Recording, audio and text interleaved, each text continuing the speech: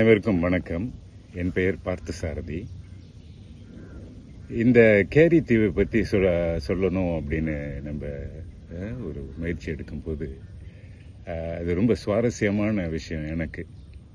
என்ன அப்படின்னா, நான் பிறந்தது பினாங்கில். அதுக்கு பிறகு அப்புறம் கோலம்பூரில் வேலை செய்கிறதுக்கெலாம் வந்தோம். ஆனால் எப்போதுமே இந்த கேரி தீவு அப்படின்றது பல பேரோட அவங்க சொல்லும்போது நம்ம கேட்கும்போது எங்கேயோ ஒரு தீவு எப்படி இருக்கும் அப்படின்னு தெரியாது. இருந்தாலும் அந்த தீவில் அந்த பெயரில் ஒரு ஈர்ப்பு இருந்தது. அதுக்கு பிறகு இப்போ பாருங்களேன், இப்போ அந்த கேரி தீவை பற்றி ஒரு நூல் டாக்டர் ராமச்சந்திரன் முனைவர் டாக்டர் ராமச்சந்திரன் அவர்களோட முயற்சியில் ஒரு நூல் வெளியிடப்பட்டிருக்கின்றது. வேர்களும் விழுதுகளும். இந்த கேரி தீவு என்பது சிலாங்கூர் மாநிலத்தில் கடற்கரை ஓரத்தில் இருக்குது. அங்கே வாழ்ந்தவர்கள் எல்லாமே நம்பவர்கள் தான் ஆரம்பத்தில். அதுக்கு ஏறக்குறைய ஒரு 100 ஆண்டுகளுக்கு மேலான ஒரு சரித்திரம் அந்த கேரி தீவுக்கு இருக்குது. அதில் ஆயிரக்கணக்கான நம்மவர்கள், ஆயிரக்கணக்கானவர் அங்கே இது பால் வெட்டும் தொழிலாளர்களாகவும் மற்ற தொழிலாளர்களாகவும் அங்கே வேலை செய்ய கொண்டு வரப்பட்டனர். ஆகவே அவங்களோட வரலாறும் ஏறக்குறைய 100 வருஷங்களை கொண்டது பாருங்களேன். அப்போ அங்கே உள்ளவங்களோட வாழ்க்கை முறை எப்படி இருந்தது, அவங்க என்ன மாதிரியான ஒரு அனுபவங்கள்லாம் அவங்களுக்கு ஏற்பட்டது அப்படின்னு பார்க்கும்போது ரொம்ப சோகமான ஒரு அனுபவங்கள் தான் அவங்களுக்கு. அந்த தீவு ஒரு பெரிய தீவு. பெரிய மாநிலத்திலேருந்து அப்படின்னா சிலாங்கூர் மாநிலத்திலேருந்து அங்கே போவதற்கு ஆற்றை கடந்து தான் போகணும். அதுவே அவங்களுக்கு ஒரு சிரமமான இதுதான். இப்போ கூட நீங்கள் பார்த்துக்கிட்டு இருக்கலாம். இந்த ஆற்றை கடந்து தான் இது கேரி தீவு. ஆகவே அதற்கு பிறகு இப்போ பாலம்லாம் போட்டாங்க. நம்பவங்க அங்கே இருந்தவங்க நிறைய பேர் வெளியாயிட்டாங்க.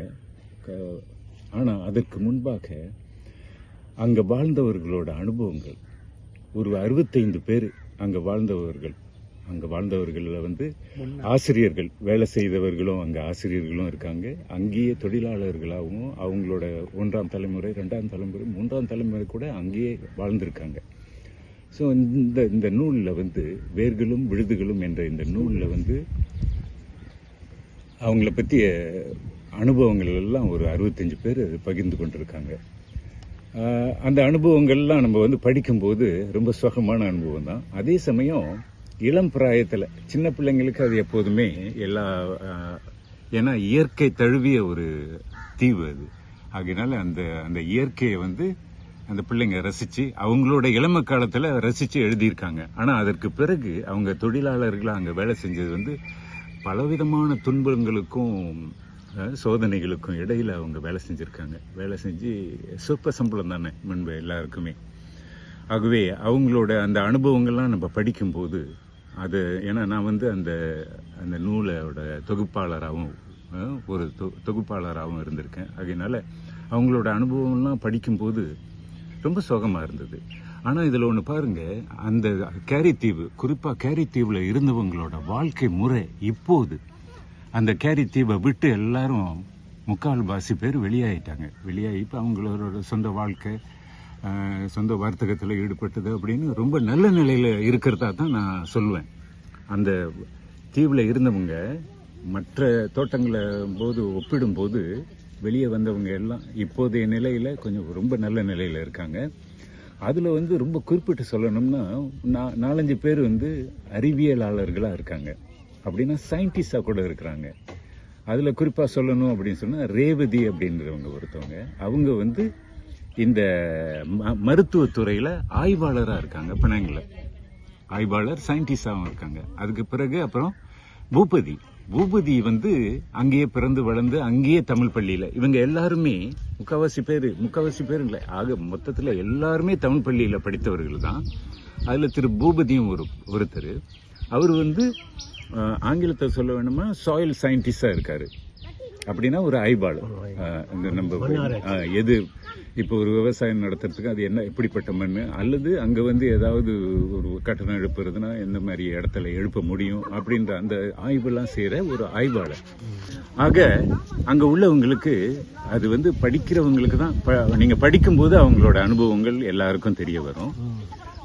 அதை தவிர்த்து இந்த மக்களுக்கு வந்து இந்த தொழிலாளர்களுக்கு அல்லது கேரி தீவில் உள்ளவங்களுக்கு வந்து சரியான வாய்ப்புகள் வழங்கப்பட்டிருந்தா அவங்க வந்து வாழ்க்கையில் ரொம்ப முன்னேற்றத்துக்கு வந்திருப்பாங்க அப்படின்றது தான் நம்ம வந்து கடைசியில் அந்த புத்தகத்தை நம்ம படித்து முடிக்கும் போது நமக்கு ஏற்படுற ஒரு சிந்தனை அந்த மாதிரியாக தான் இருக்கும். ஆக நான் இங்கே என்ன சொல்ல வரேன் அப்படின்னு சொன்னால், நம்ம எங்கே இருக்கிறோம் அப்படின்றது முக்கியம் இல்லை, நம்மளோட முயற்சியை பொறுத்தும் இருக்குது. அதே சமயத்தில் நம்ம எப்படி கட்டுக்கோப்பாக நம்ம வாழ்க்கையை நடத்துகிறோம் அப்படின்னு இருக்கு. அதுக்கு அங்கே உள்ளவங்க பல பேர் உதாரணமாக திகழ்கிறாங்க அப்படின்றதுல சந்தேகமே இல்லை. இந்த நூலை வந்து ஒவ்வொருத்தரும் கண்டிப்பாக வாங்கி படிக்கணும்.